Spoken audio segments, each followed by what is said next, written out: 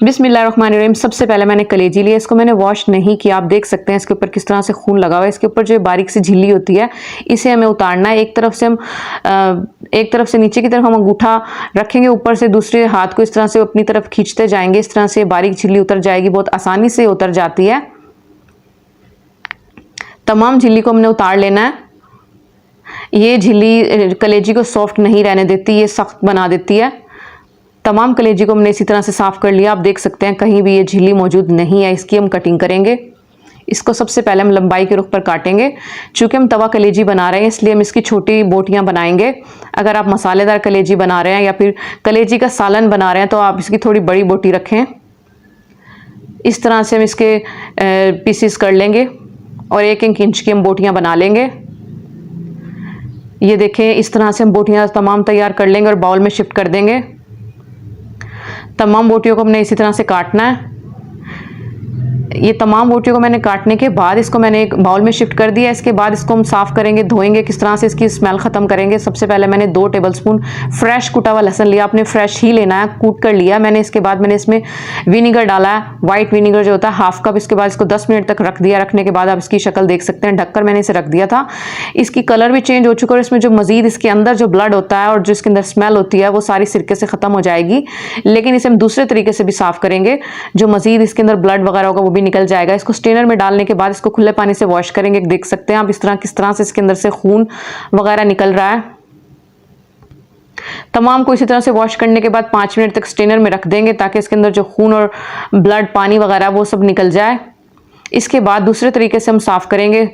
इसके बाद मैंने एक कढ़ाई लिया, खुले मुँह के अंदर पानी को उबाल लिया। उबालने के बाद तमाम कलेजी को इसमें शिफ्ट कर देंगे। इसमें देखें अभी भी खून मौजूद है, हालांकि मैंने इसे एक तरीके से सिरके से और लहसुन से साफ़ कर लिया, फिर भी इसमें ब्लड मौजूद है। ये आप देखें किस तरह से कलेजी के एक मसाम के अंदर खून मौजूद होता है। तमाम पानी आप देख सकते हैं पिंक हो चुका है और आप इसकी बोटियों के अंदर देख सकते हैं किस तरह से इसके एक मसाम से खून निकल रहा है और तमाम पानी पिंक हो चुका है। और इसके ऊपर जो ये झाग सा और ये ज़रात आ चुके हैं, ये इसके अंदर मैल और इसका जो ब्लड होता है वो सारा इसके ऊपर आ जाएगा, पानी के ऊपर। इस तरीके से हमें इसे साफ़ करना ज़रूरी है, वरना इसके अंदर जो स्मेल होती है वो रह जाएगी। इसके ऊपर ये देखें किस तरह से ये झाग आ रहा है। इसको हम एक पहले उबाल को फेंक देंगे। एक उबाल देने के बाद कलेजी को गरम को हम स्ट्रेनर में डाल देंगे और अच्छे तरीके से इसे वॉश कर लेंगे। हमने 2 तरीक़ों से कलेजी को साफ़ किया। एक पीस को हम इस तरह से धो लेंगे, जो भी ज़र्रात है वो उतर जाएंगे। 2 तरीके से साफ़ करने के बाद इसमें मखसूस किस्म की स्मेल बिल्कुल भी नहीं रहेगी और ना ही इसमें खून रहेगा। इसके बाद आप कलेजी देख सकते हैं। शुरू कर लेते हैं। बिस्मिल्लाहिर्रहमानिर्रहीम। सबसे पहले मैंने कलेजी ली है। मैंने 600 ग्राम लिया, बीफ की कलेजी थी। इसको साबुत पीस लिया। इसके ऊपर जो वाइट कलर की झिल्ली सी होती है इसको उतारना ज़रूरी है। इसको अगर इसको नहीं उतारेंगे तो कलेजी मेरी सख्त बनती है। मैंने उतार लिया सारों को। इसी तरह से इस झिल्ली को उतार लेंगे। इसके बाद कलेजी को लंबाई के रुख पर काटेंगे। इसके बाद लंबाई के रुख पर काटने के बाद उसके थोड़े बड़े पीस, बड़ी बोटियां बनाएंगे, क्योंकि जब ये पकती है तो ये श्रिंक हो जाती है, बहुत ज़्यादा इसमें पानी की मिकदार होती है। इसके बाद मैंने दिल लिया 400 ग्राम। इसको मैंने हाफ़ काटेंगे दरमियान से। इसके बाद इसकी मुनासिब बोटियाँ काट लेंगे। तमाम को इसी तरह से काट लेंगे और इसे दिल को और कलेजी को मिक्स करके बनाएंगे तो बहुत ही मज़ेदार बनती है।